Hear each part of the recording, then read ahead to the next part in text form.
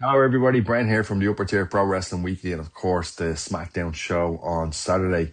I wanted to touch base and I wanted to talk about NXT. I watched it there and I thought it was brilliant.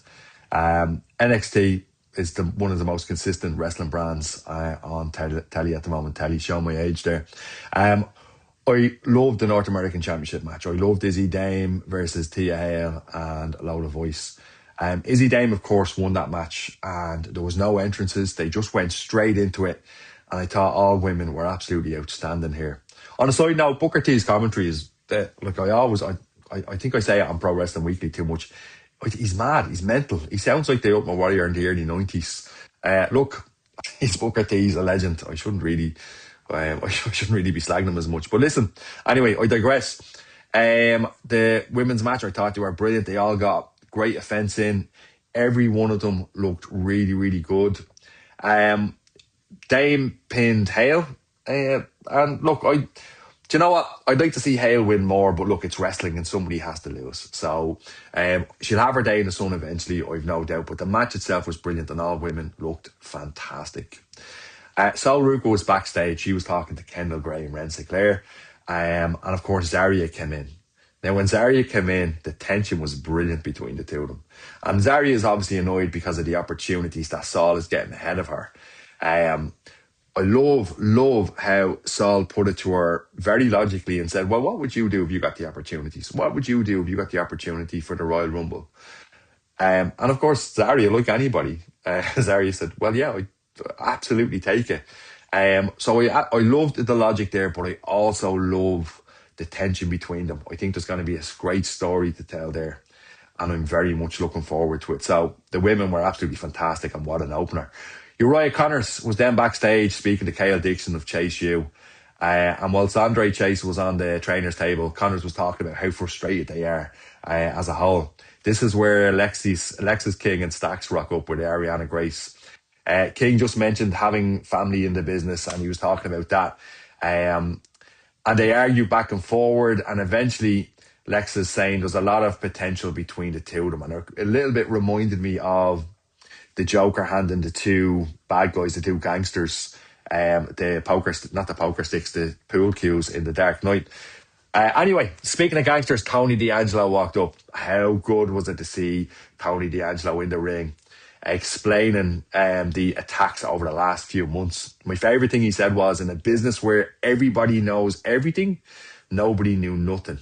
And he said he liked that. And I thought that was amazing.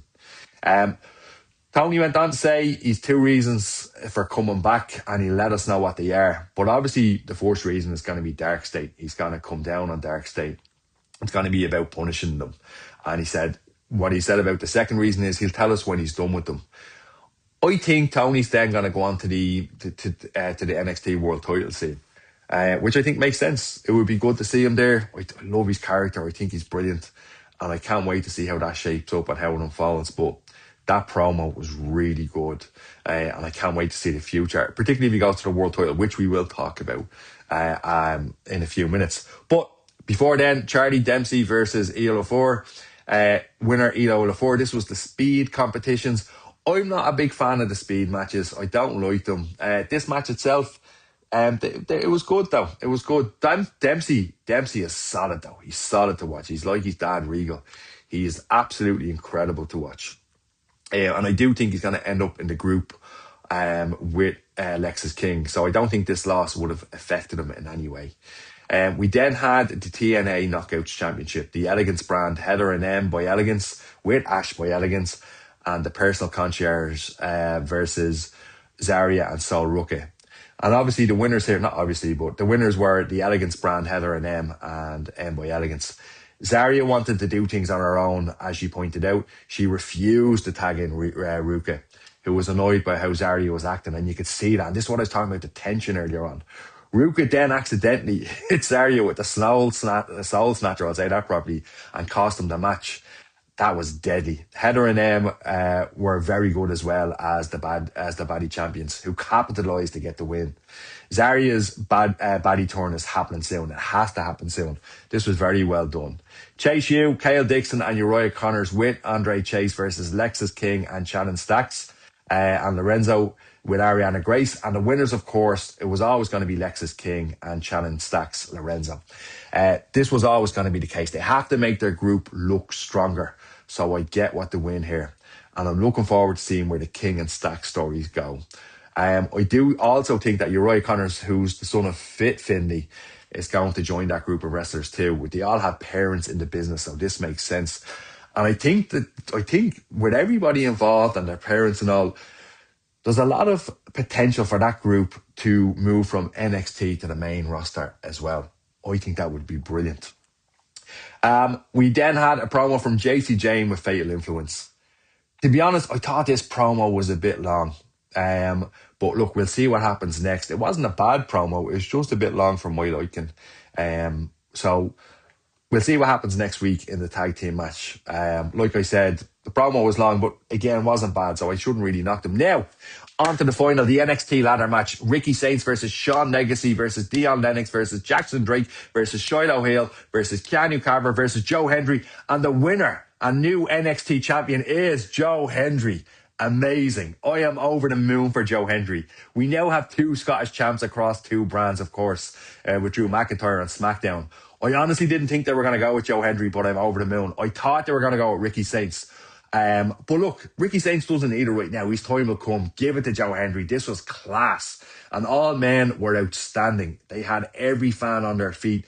It was such a joy to watch. All In NXT was excellent. That match, please watch it. It was excellent. Should be studied. I loved everything about NXT. The stories, everything about it, and all of the wrestlers and all of the effort. It was just really, really, really well done. Let us know what you think anyway. I will be back, of course, on the next video. There should be a couple of videos out today. Niall is back tonight with Daz. He's got the football show. If you haven't already, hit the like button. Do also subscribe. And until the next video, I will bid you a goodbye as Kenny Omega from a different brand says. Maybe I shouldn't have said that. But look, biggest takeaway from this video. If you're going to watch NXT, watch the main event. I actually watch it all, but the main event in itself was quality. I cannot wait for next week's NXT. So much meat on the bone there. And I'm just dead excited for Joe Hendry. So happy for Joe Hendry. What a ladder match. What an ending.